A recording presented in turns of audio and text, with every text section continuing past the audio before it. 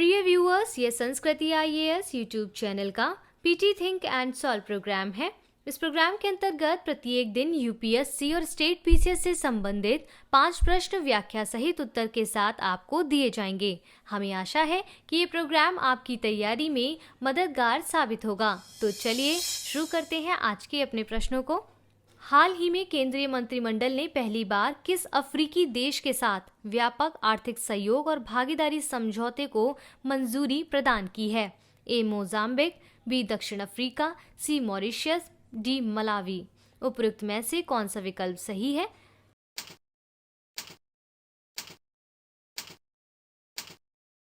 इसका सही उत्तर है ऑप्शन सी।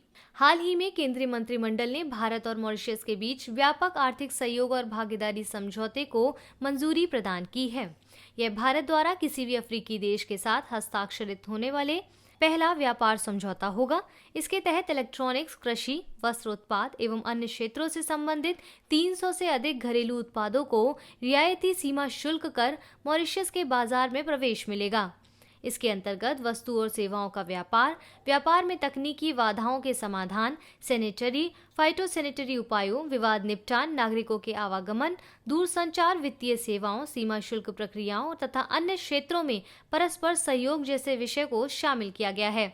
यह समझौते दोनों देशों के मध्य व्यापार को प्रोत्साहित करने और बेहतर बनाने के लिए एक संस्थागत तंत्र प्रदान करता है। दोनों देशों ने समझौते पर हस्ताक्षर करने के 2 वर्ष के भीतर सीमित संख्या में अत्यधिक संवेदनशील उत्पादों के लिए एक स्वचालित ट्रिगर सुरक्षा तंत्र पर बातचीत करने पर भी सहमति व्यक्त की है। इस प्रकार विकल्प सी इसका सही उत्तर होगा। देखते हैं आज के अपने दूसरे प्रश्न को। राष्ट्रीय हाइड्रोजन मिशन के संदर्भ में निम्नलिखित कथनों पर विचार करें। पहला, राष्ट्रीय हाइड्रोजन मिशन के अंतर्गत प्रस्तावित अंतिम उपयोग क्षेत्रों में स्टील तथा रसायन शामिल है। दूसरा, 6 माह के पायलट प्रोजेक्ट के रूप में hydrogen spiked compressed natural gas के माध्यम से बसों का संचालन करने वाला दिल्ली भारत का पहला शहर बन गया है। उपरोक्त में से कौन से कथन सही है? ए केवल 1, बी केवल 2, सी 1 और 2 दोनों, डी ना तो 1 ना ही 2।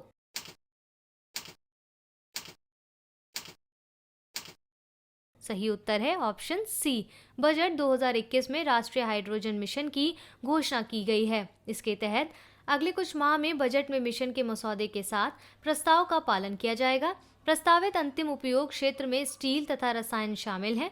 अक्टूबर माह में 6 महीने के पायलट प्रोजेक्ट के रूप में hydrogen spiked compressed natural gas के माध्यम से बसों का संचालन करने वाला दिल्ली भारत का पहला शहर बन गया है। इस प्रकार उपरोक्त दोनों कथन सही हैं, इसलिए इसका सही उत्तर होगा ऑप्शन सी। बढ़ते हैं अपने तीसरे प्रश्न की ओर।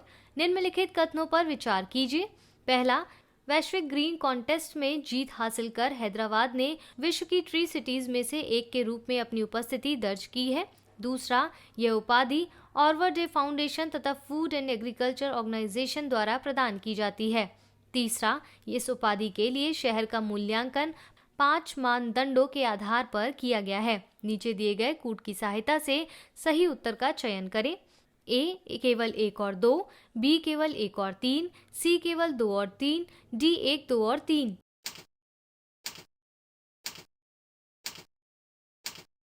सही उत्तर है ऑप्शन डी। हाल ही में हैदराबाद ने वैश्विक ग्रीन कॉन्टेस्ट में जीत हासिल कर विश्व की ट्री सिटीज में से एक के रूप में अपनी उपस्थिति दर्ज की है। इस उपाधि को ऑर्वर डे फाउंडेशन तथा फूड एंड एग्रीकल्चर ऑर्गेनाइजेशन द्वारा प्रदान किया गया है।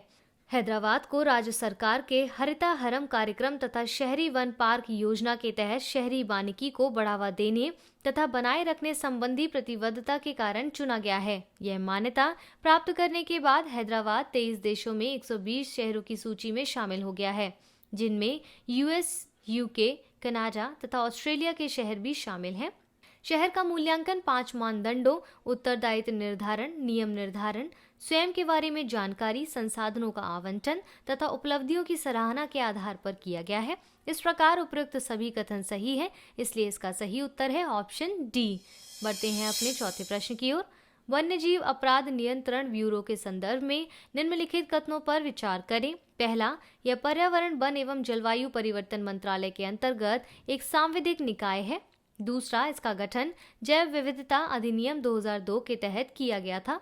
तीसरा, इसका मुख्यालय नई दिल्ली में है तथा इसके 5 क्षेत्रीय कार्यालय दिल्ली, कोलकाता, मुंबई, चेन्नई और जबलपुर में है। उपरोक्त में से कौन से कथन सही नहीं है? ए केवल 1 और 3, बी केवल 2, सी केवल 2 और 3, डी उपरोक्त सभी।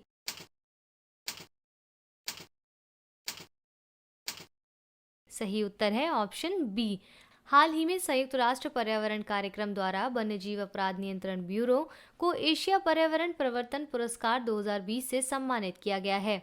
वन्यजीव अपराध नियंत्रण ब्यूरो को यह पुरस्कार इस वर्ष इनोवेशन श्रेणी के तहत प्रदान किया गया है।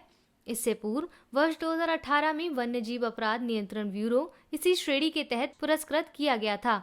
वन्यजीव अपराध नियंत्रण ब्यूरो पर्यावरण एवं वन जलवायु परिवर्तन मंत्रालय के अंतर्गत एक सांविधिक निकाय है, जिसका गठन वन्यजीव अधिनियम 1972 के तहत किया गया था। इसका उद्देश्य देश में संगठित वन्यजीव अपराधों से संबंधित मामलों का समाधान करना है।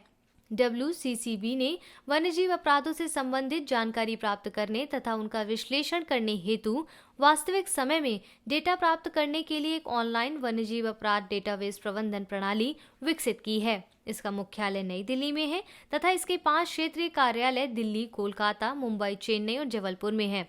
चूंकि कथन 2 सही नहीं है, इसलिए इसका सही उत्तर है ऑप्शन बी। बढ़ते हैं अपने अंतिम प्रश्न की ओर। हाल ही में आयोजित नीति आयोग गवर्निंग काउंसिल की 6ठी बैठक के एजेंडे में शामिल है। पहला, त्वरित मानव संसाधन विकास। दूसरा, भौतिक इंफ्रास्ट्रक्चर में सुधार। तीसरा, स्वास्थ्य व पोषण। चौथा, जमीनी स्तर पर सेवा वितरण में सुधार। नीचे दिए गए कूट की सहायता से सही उत्तर का चयन कीजिए। पहला, केवल 1, 2 और 4। बी, केवल 2 और 3। सी, केवल 1 और 4। डी, उपयुक्त सभी।